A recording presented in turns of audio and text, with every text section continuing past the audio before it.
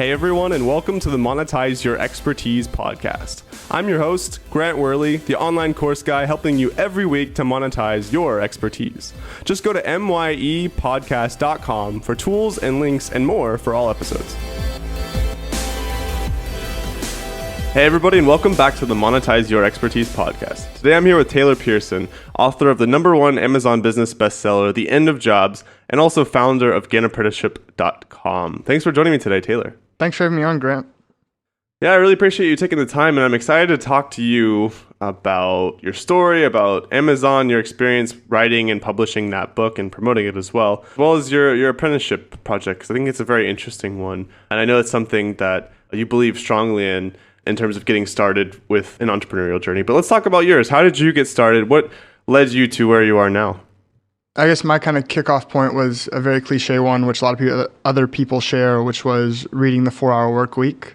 Me too. It's okay. I was in university. I was planning on becoming a lawyer, and kind of, was like, well, I'm not really sure if I want to do this. I'd gone to Argentina and done a study abroad program there, and I really liked traveling. And so, a friend said, well, you should read this book called The 4-Hour Work Week. And so I read it, and I was like, oh my God, this is amazing. And that sent me off on kind of the cliche entrepreneurial journey. So I spent some time working as a medical interpreter. I worked as a freelance English teacher in Brazil. And then between English classes was building WordPress sites and learning SEO. And this was kind of back 2011, 2012, when AdSense sites were all the rage, building AdSense sites, which promptly got hit by a algorithm update in Google. But I learned some stuff about SEO and WordPress and was able to parlay that into an apprenticeship at a marketing agency, and then eventually an apprenticeship with two other guys that had a physical product business in San Diego selling hospitality equipment. And I ran their marketing for a couple of years, and then most recently wrote a book. So let's talk about your book, The End of Jobs. What inspired you to actually get around to writing that specific book? So I was actually sitting at a conference in October of 2014. It was the conference we just ran into each other at in Bangkok called DCBKK. And we were sitting around this breakfast buffet. And it was me and one of the conference organizers and a couple other guys. We were having this conversation looking around. We see all these entrepreneurs in Bangkok, Thailand at this conference. And we're thinking back to our friends at home in the US and, trying to think like, how would you articulate this to them? Like, if we have friends back home that are smart, they're intelligent, they're hardworking, and they're getting much different results out of their lives than the people at this conference. And why is that? What's the difference and what's going on there? And so that was kind of the genesis. That was the question the book was seeking to answer. Why are entrepreneurs and people that are like on these entrepreneurial tracks getting much different life results 5 or 10 years down the line than people that are following more traditional scripts? It's a great question. What's the answer? So there's a long answer. It's long enough I actually wrote a book about it. Yeah, well, fair enough. But I guess what do you think is the short answer? What's something we can talk about quickly? Because I'm sure it's a fascinating topic. So I think the short version is there are macroeconomic changes going on that are making jobs more competitive and less profitable, and are making entrepreneurship safer, more accessible, and more profitable. And I think mainly what those are technology and machines, and then kind of outsourcing and globalization. So kind of what's happened over the last 20 years, but has really sped up over the last decade. The rate at which technology is moving and the rate at which globalization is moving has kind of shifted the balance of power, that people who are competing for traditional jobs are now just competing against kind of the global populace and not just the local neighborhood, that people have access to this huge global workforce. And they're also, for a large category of jobs, competing against technology.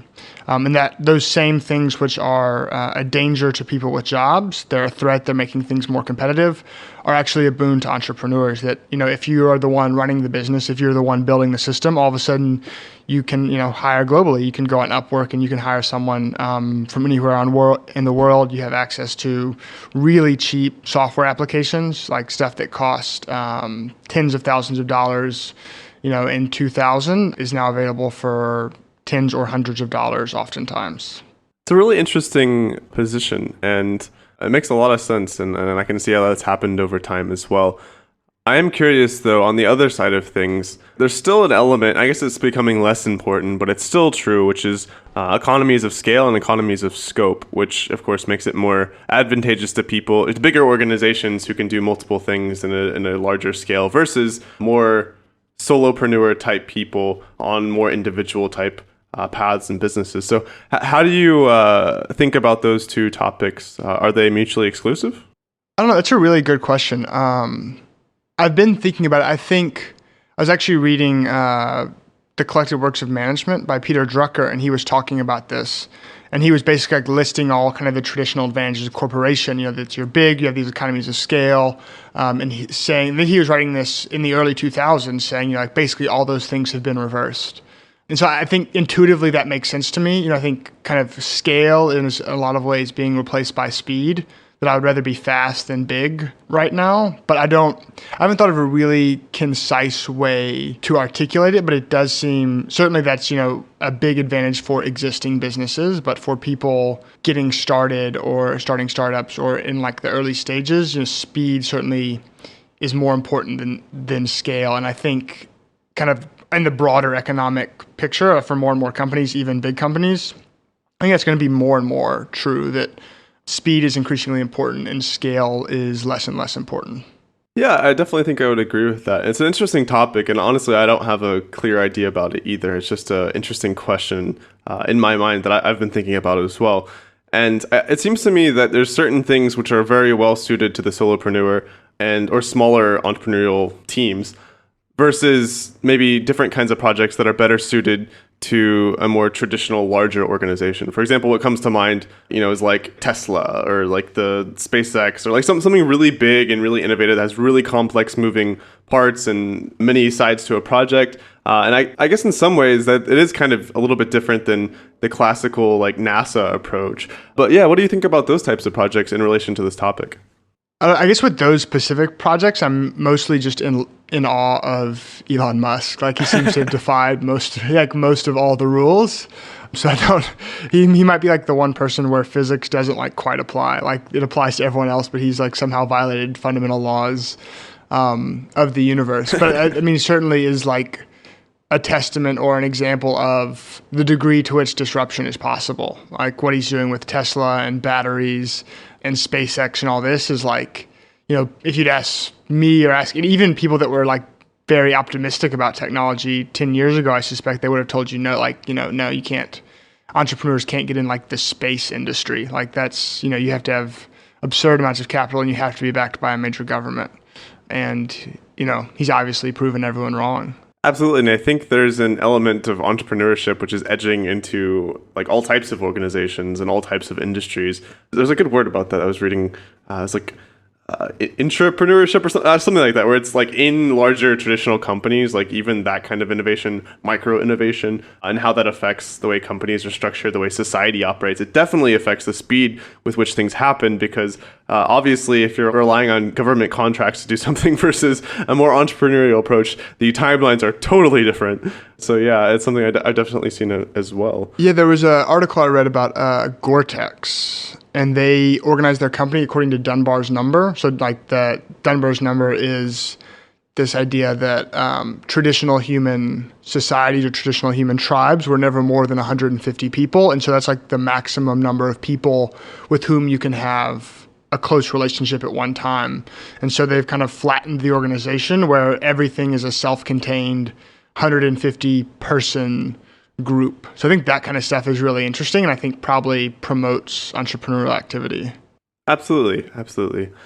So I'm also curious in terms of the context of being an author. Do you think, because I one of the topics which has kind of become more open source and more accessible is actually writing and publishing a book with the era of self-publishing. So I'm curious as an author and as one who's been successful, are there certain types of businesses or certain types of people, certain types of ideas that you think warrant a book, you think that are best suited to? Is it something everybody should think about, or is it like for a very specific type of person?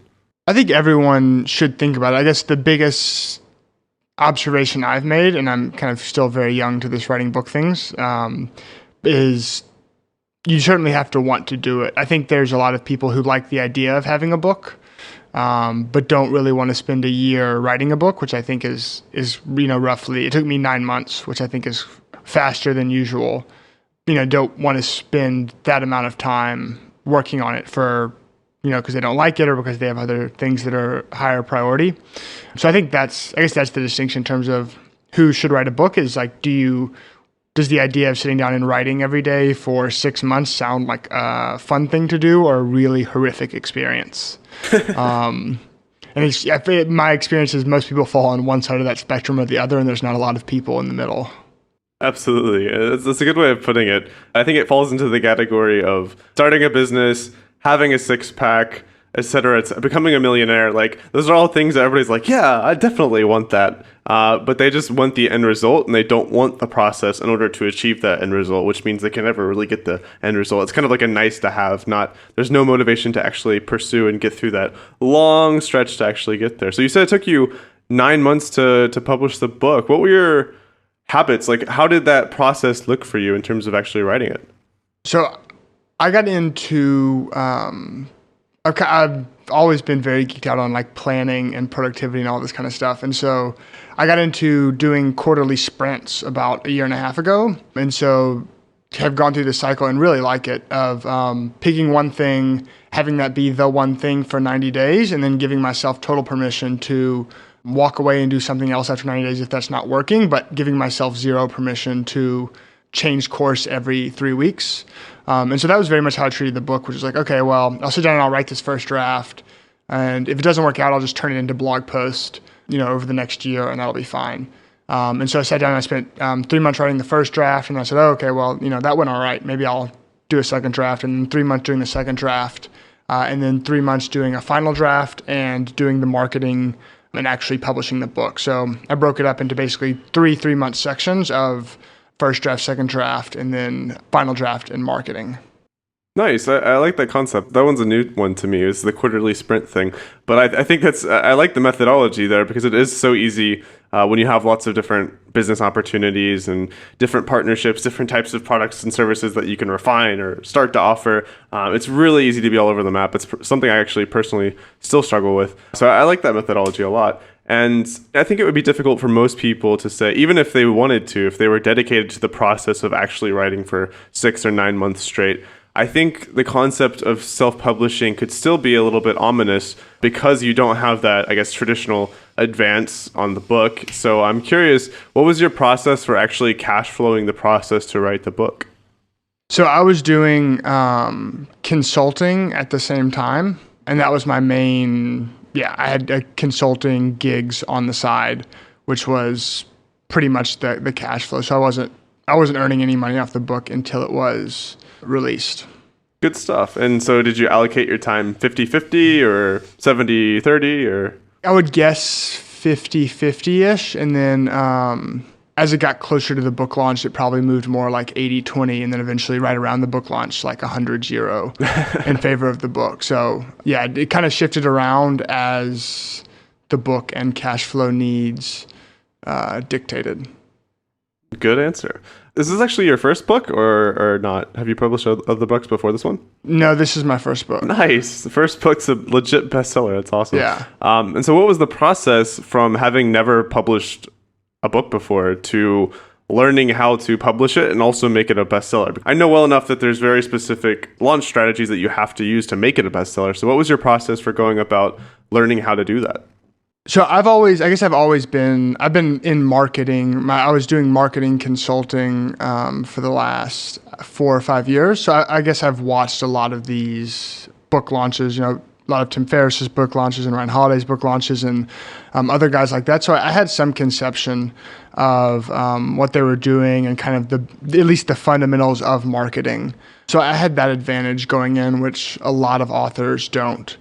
In terms of like specifically things I used, I think Tim Ferriss has a lot of good resources on his site. One thing I am glad I did in retrospect is I tried to look at people that had done much, much bigger launches than myself and that I even had the resources to do. So looked at like Tim Ferriss launches and Ryan Holiday's launches, and guys that had lots of resources to invest in launches, and tried to figure out, okay, like what is the 80-20 of these guys' launches? Like what are the minimum effective dose that's giving them the maximal returns, and how can I copy just that part and then throw out 80 or 90% of it? So like when other people were doing book launches around mine, I would get on their list and follow them on Twitter, and basically just see, okay, what exactly is he doing? What's the timing of his emails? How is he doing this with Amazon, et cetera, and then reverse engineer and do effectively the exact same thing. So for me, kind of the big things that seem to have driven most of the results were, one, blogging the book. So kind of having this like 6-month lead up to the book launch and creating some narrative and tension around the book by having sections of the book go on my site leading up to it. And then having kind of this thunderclap period where you have a lot of press, blog post, podcast, everything you can line up, go live all in the same 1-week period to try and drive a lot of attention right at the same time, and then having the book free or heavily discounted during that period. So you give people, okay, like it's only going to be free or it's only going to be discounted this much at launch. So, if you think you might buy it sometime, buy it now. So you create that sense of urgency. So you get a ton of eyeballs and a ton of urgency right around that launch. And I think that was, in retrospect, probably the critical factor. Awesome stuff. So 2 quick questions. One, you don't mean Thunderclap metaphorically. You mean the actual tool Thunderclap, correct? Yeah, so there's an actual tool called Thunderclap.it, which I used. And then I also mean it, I guess, conceptually, the idea of having a lot of stuff go at the same time. So one of those was using the tool, Thunderclap.it, which is lets you send a link out to supporters, friends, family, etc., and it coordinates all their social shares. So if someone's like, hey, yeah, I'll support you on Twitter, but like, could you remind me the day of? You go, oh, well, no, don't worry about that. You just click this button and it syncs up to your Twitter, and then everyone sends the message, exactly at noon Eastern on the Tuesday the book comes out. And then I also did about 10 or 12 podcasts and 4 or 5 guest posts, which went live around that same time. You mentioned observing what bigger brands did to publish and launch their books, like Tim Ferriss, Ryan Holiday, and also, paring that down to the 80-20 of it. How did you actually go about evaluating, say each person does 10 things. How do you know which of those 2 things is most important versus the other 8, which may be more visible and more promoted, but the actual 2 things which made the biggest difference? How do you evaluate that? So a lot of times they'll write this like how I sold 30,000 books article, and they'll say these were the 2 things that were most successful. And so I pretty much took their word at that. And then the other thing that helped was I tried to actually talk with people who had worked on those launches or had known someone that had worked on all those launches, like someone that had kind of like the inside scoop. So there were a couple things I did and picked up, which they didn't talk about publicly, but which I knew were big factors in their success because through the grapevine, it had made its way back to me. Nice, because that's actually something I always consider nowadays. And it was a mistake. I used to not even think about this, which is, if somebody does a case study of their own launch, for example, and they go through, I did this, and this. This didn't do anything. This was amazing. And this was the most important thing. Well, sometimes there's things that they did which they don't tell you for various reasons, maybe, I don't know, some kind of incentive to hide something or not promote some element of their launch. Or another case is I think sometimes people don't really know why something worked. They just try a bunch of things. And of course, I know people like Tim Ferriss are definitely more methodical to measure the actual results of things. But I've seen a lot of case studies or like how-to guides to do something. And I would just notice that people would describe what they did and they would assign the most important things that they did in a way that revealed that kind of they didn't necessarily know where the bulk of the results came from. So what are your thoughts about that?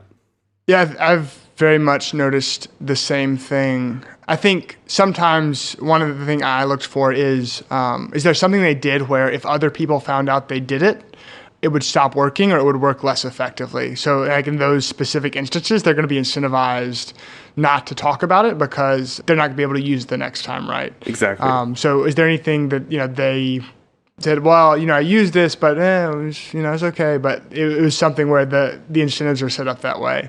So that was something specific. And then, yeah, I think you're right. My initial thought when you were saying that was, I think a lot of times people just don't know. Like there's a big difference between being good at doing something and being good at articulating how to do something. Mm-hmm. And, they may be really good at marketing their book, but very bad at articulating how they marketed their book. And I think in that case, I usually just try and pattern match. Like you read 25 case studies and you start to see themes kind of emerge across those, that even if they're only mentioned in one or two or even not mentioned at all, you see that that's kind of like the pattern that keeps emerging across everything in that space.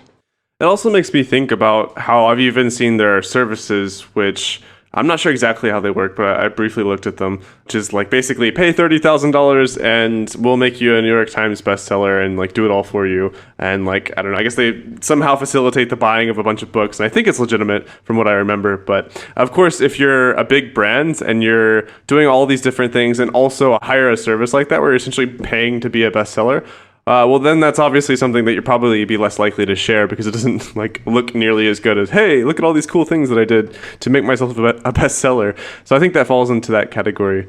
Yeah, and I guess there's some correlation, but only a loose correlation between a book being good and a book being a bestseller. We just don't have a more effective way of measuring good, right? Because it's like when a book's a bestseller, it's some combination of good, like enough people bought it and hopefully like recommended it to a friend that it had like some referral traffic, but like it could, I definitely have read books or seen books where the person was just an amazing marketer and they managed to sell a ton of copies of the book and then everyone read it and they were like, oh, this is terrible. And no one ever talked about it again. But, they sold enough copies in the first week to hit the New York Times bestseller list or whatever they were going after. For sure, because the purchase happens, of course, before you actually are exposed to the quality of the product. So that's all about marketing. It's the back end, the longevity of sales or the referrals. That's actually dependent on the quality. So yeah, I think you make a really good point. And I think it's, who is it? Robert Kiyosaki, who was like, I'm a bestseller, not a best writer. I just know how to market. Yeah, that's very true. So I'm also curious, so when you nailed that bestseller list, I think I'm pretty sure I saw a screenshot of your book up next to some really, really awesome other brands and some of my personal idols. So how did it feel when you first hit that bestsellers list and had your book next to all of these other famous entrepreneurs? It felt really cool. I'm trying to think of a more articulate way to say that. Yeah, I was very surprised at how well the book did. So even looking back in retrospect, I would like to say, I was all planned and I was all clever and I knew it was going to go very well. And I didn't. I tried to line things up and I hoped it would go well, but it went, the book did much, much better and has continued to sell much, much better than I expected. I did a webinar the day before the book came out with, 15 people that had been reading my blog for a while and said, I'd really like to sell 1,000 copies by the end of the year. So that was 6 months away. And I'd be really happy if I sold 5,000. I think that 5,000 copies in 6 months would be pretty good. And it ended up selling 5,000 copies in the first 30 days. So that was, much, much faster than I expected. So I think my initial reaction was probably, I was kind of incredulous disbelief. And then it was cool to see the book do that well. That's amazing. Congratulations again. It's really good stuff. So now we've just talked through, this really huge success. I think it's definitely a major milestone in your personal brand. Once you're able to be like, I'm a best-selling author. I get lots of money through books and people like my stuff. It's a pretty cool milestone. But I'm curious, on your path to this point, when was a time that you had a large failure that you learned a lot from, as opposed to a huge success?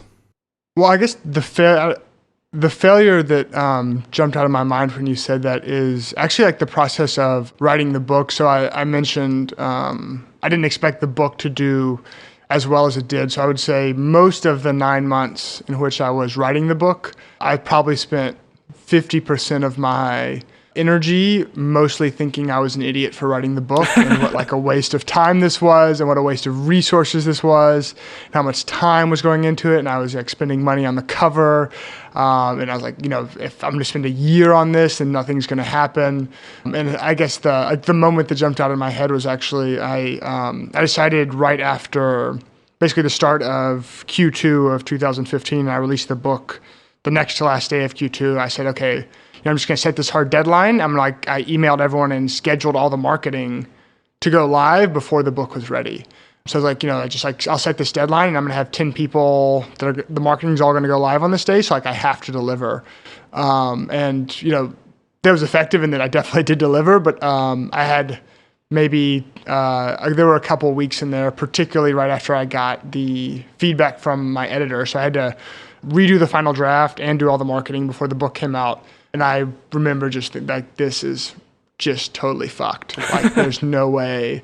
I'm going to either have to email everyone and tell them it's not going to come out on time, or it's not going to come out at all, or it's going to come out and it's going to be just horrifically terrible and it's going to ruin my reputation.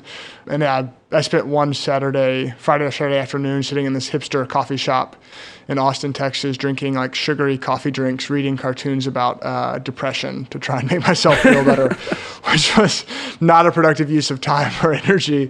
So I think that's been an interesting thing looking back, that for most of the process, I felt it was totally hosed and worked out surprisingly well. Did you learn any particular lessons from that experience? I think the thing it kind of reinforced or just made me understand on a much deeper level was kind of this notion that there's something human. I don't know if it's something trained into us in the school system, or I think it's probably more innately biological, that anytime you do something which seems, I don't even want to use the word risky, but not mainstream, you take something that's a little bit off the path, your lizard brain, the amygdala, whatever you want to call it, kind of goes haywire and insists that this is absolutely terrible and never going to work. And that's sort of the nature of what we do on a day-to-day basis in terms of creative entrepreneurial work. And so I'm a little more, when that lizard brain goes off now, I'm a little more well, okay, it still feels equally as terrifying, but it seems to be a little more, this is the nature of the game. I think that's really well put, and it's very true. Is the more out of left field you're doing something, the more it's oh no, am I wasting all my time? Is this going to work? Like you said, am I an idiot for doing this?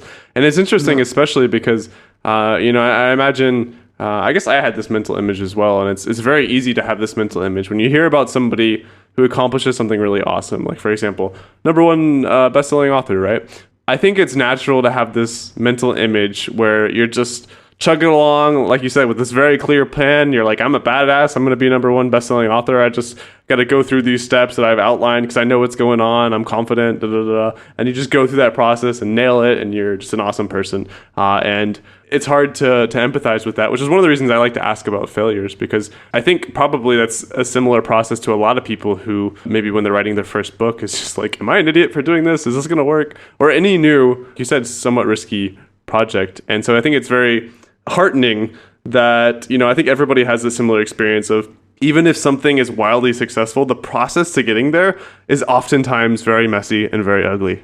It's really interesting to me too. One thing I've noticed is I do have this natural tendency to act like it was going to work all along now. In retrospect, when I tell the story, if I'm not conscious about it, my default is to tell the story as if oh yeah, I said, I wrote this book and it went really well, and this was kind of how I thought about it all along.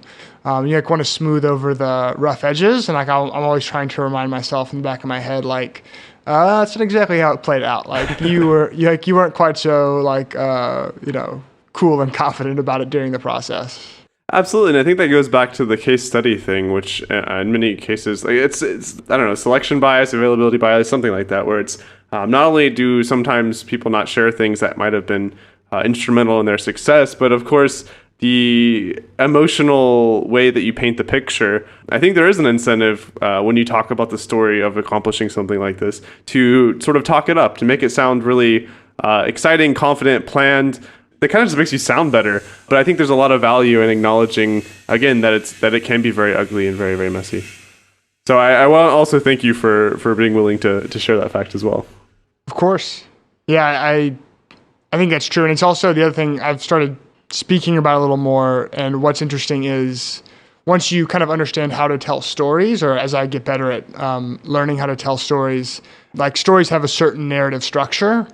And that narrative structure does not work if you paste in a lot of bumps along the way.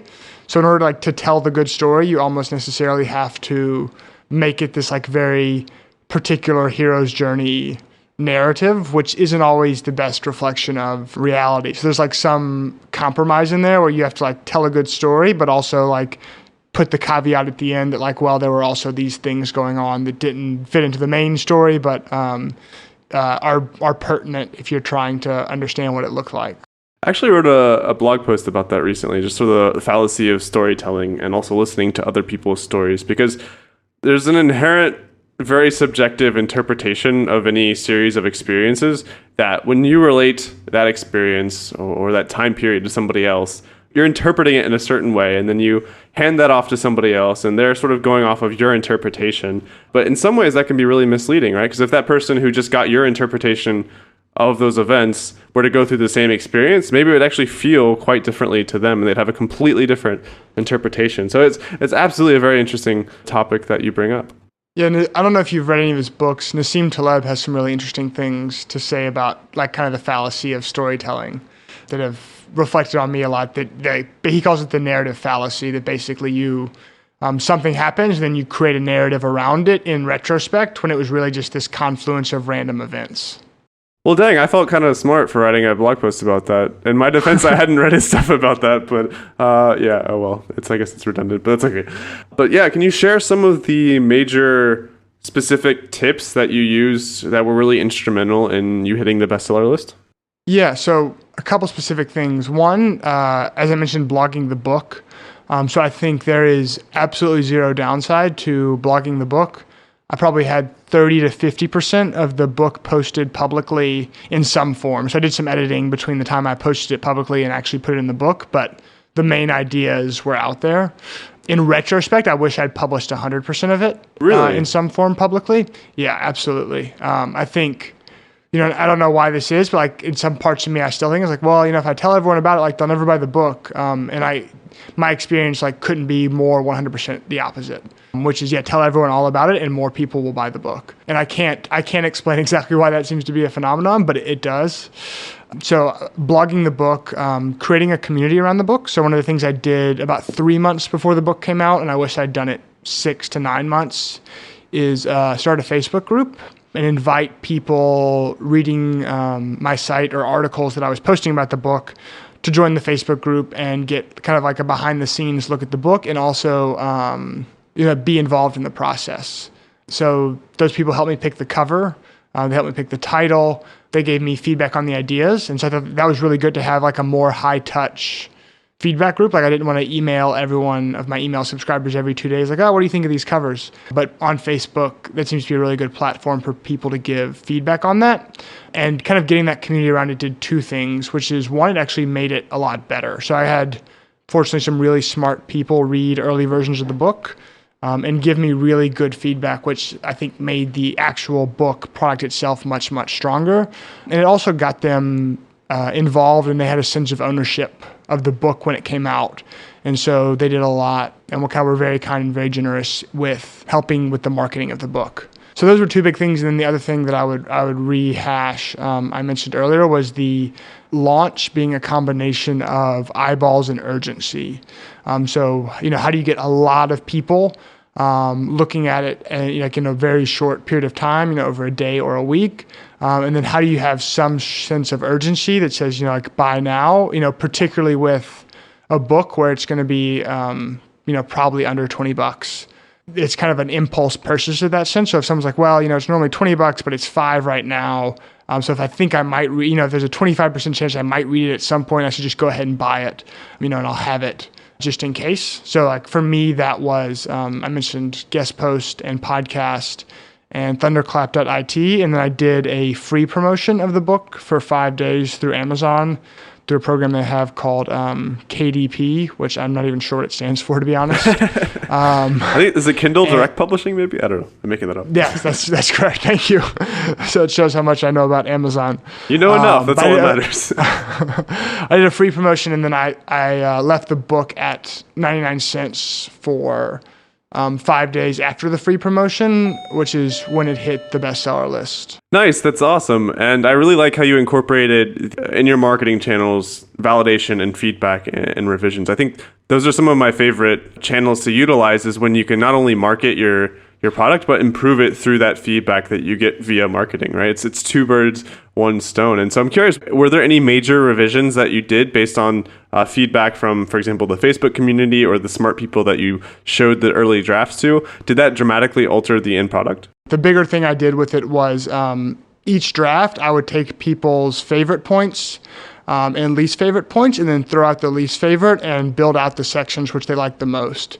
So I kind of going through this lean startup-y iterative process of, okay, here's, the 20% they like the most. I'm going to make this a bigger portion of the book. Here's the 20% they like the least. I'm going to throw it out. So I was able to expand on the points that stuck out and then get rid of the weaker points. In terms of specifics, a lot of examples. So a lot of like my writing style in this book in particular was conceptual. Like, here's how the nature of work is changing. But I got a lot of good feedback and did some interviews around, okay, like automation and machines are changing the way people work. Okay, that's great. What does that mean? Well, here's Andrew. And what happened to Andrew is, X, Y, and Z. And you can tell Andrew's story as a way to articulate the point.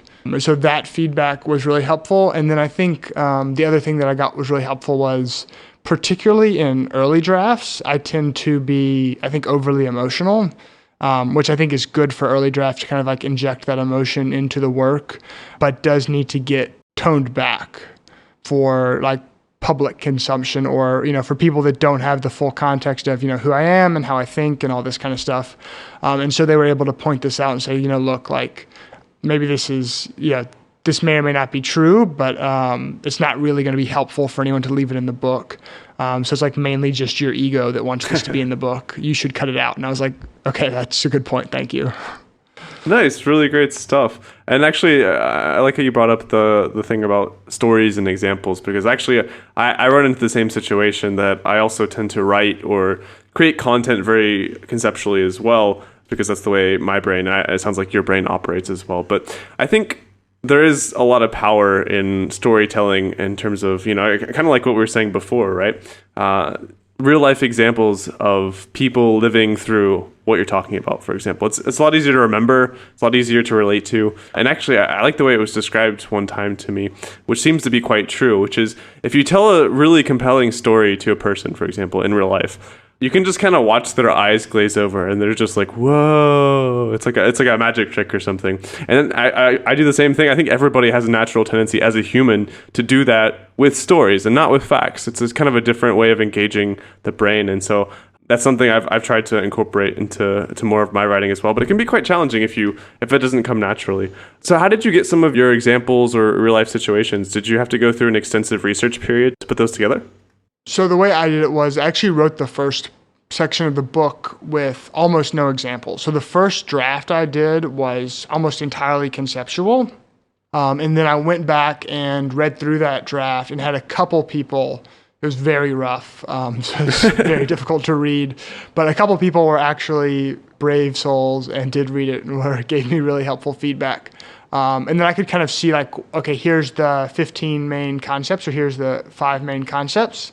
And then I picked people who I knew had real life experiences around those, and then did interviews with them and structured those interviews around those topics. So for example, one of the things I want to talk about was like, okay, towards the end of the book, if you accept this premise that entrepreneurship is an intelligent life decision and is a smarter and safer choice in the economy of the 21st century, what do you do? How do you get started? And so there's a guy named Rob Walling who I'd heard speak before, and he had this stair-step theory where he talks, like this is the theory of how I stair-step my way out of my job and into consulting, and out of consulting and into products. Let me just interject really quick, because I totally interviewed him yesterday, and that was one of the topics that I brought up because I loved that as well. I still remember that from last year's conference. Oh, cool. Small world. So it is. He has a great story about how he did it in his personal life. So I won't rehash the story since everyone else can hear it on the episode. Actually, no, he didn't share his personal story about it. He just shared the framework. So I'd love to hear actually more about that. Okay, so I'll share his personal story for him. He won't mind. He was, I think, kind of on this fast track to be corner suite executive in the company his dad had worked for.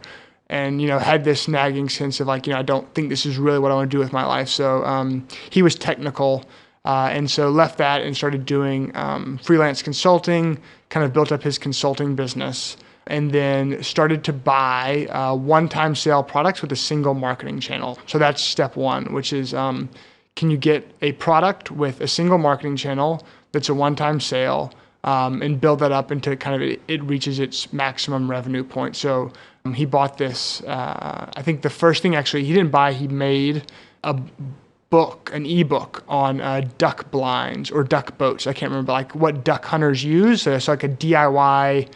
Here's how you go. If you're a duck hunter and you want to build your own duck blind, this is what you need to go build.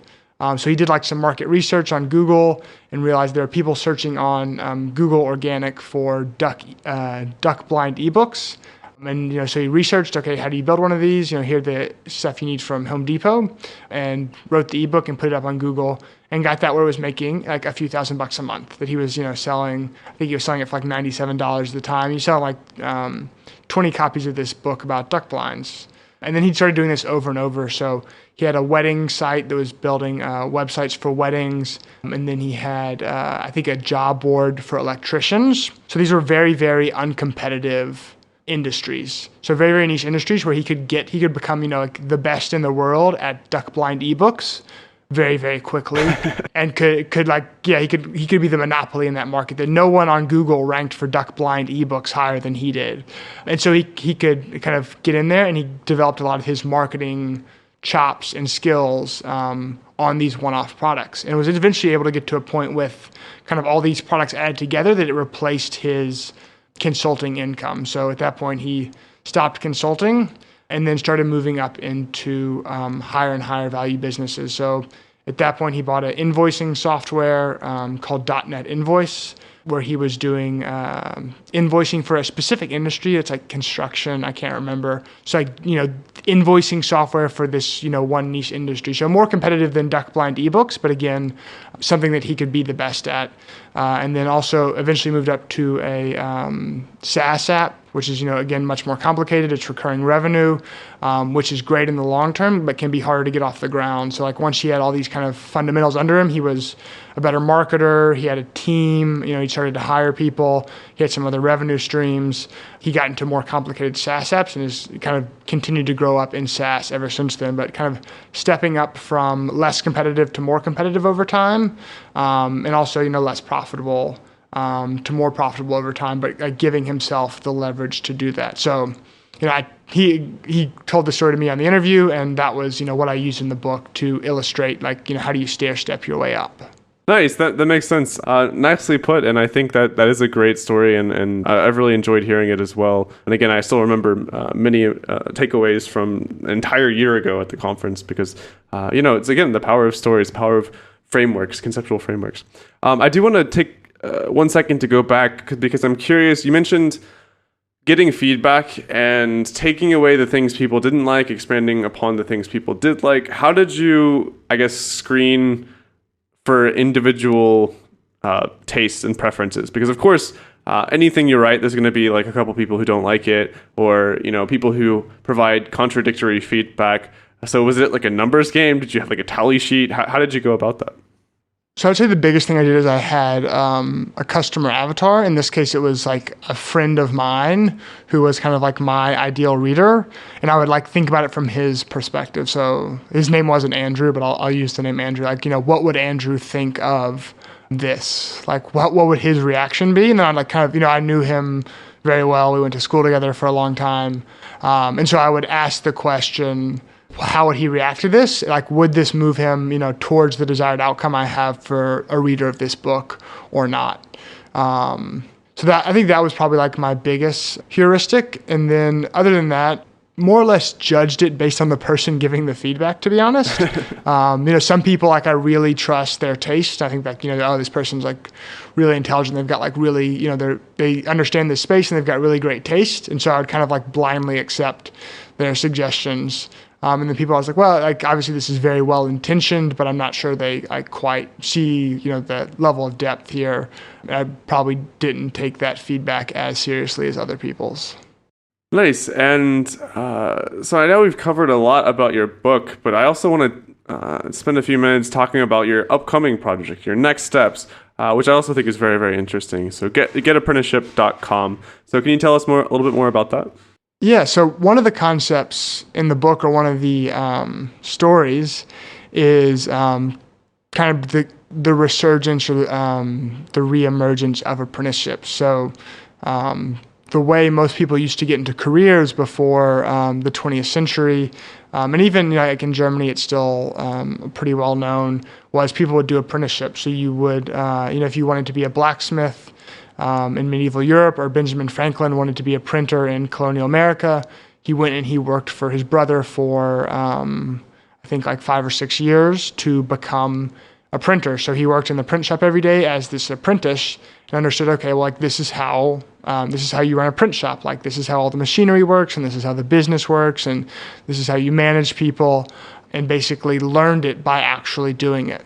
And so I think that same thing is kind of starting to reemerge. And that was very much how I got my start. So I went and spent in total almost 3 years working for entrepreneurs.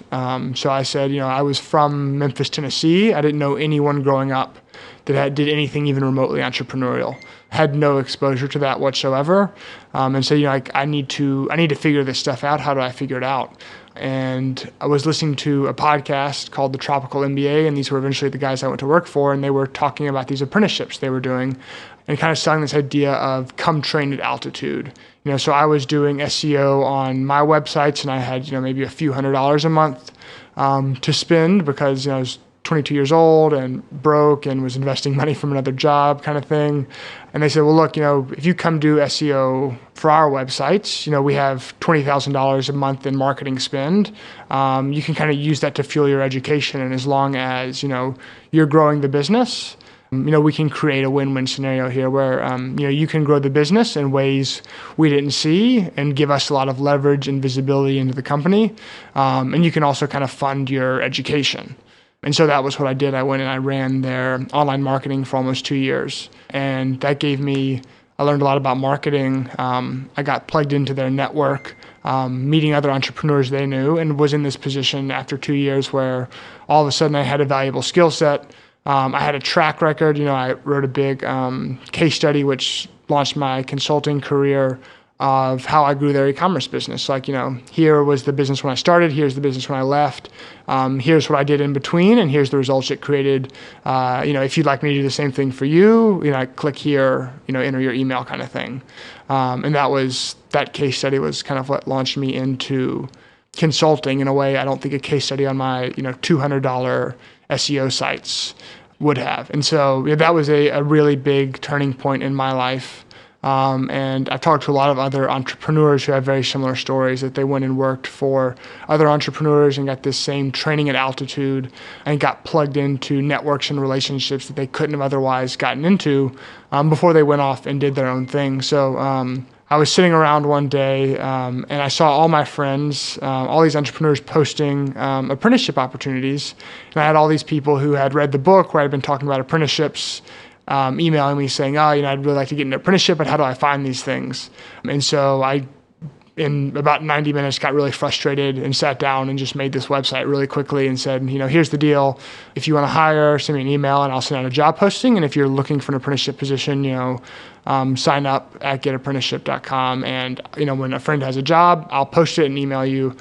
And you can, go through the application process and you can find out about these opportunities. So that was kind of the genesis. And that was really only just a couple months ago. And since then, have had a few people already successfully hire and am looking for more.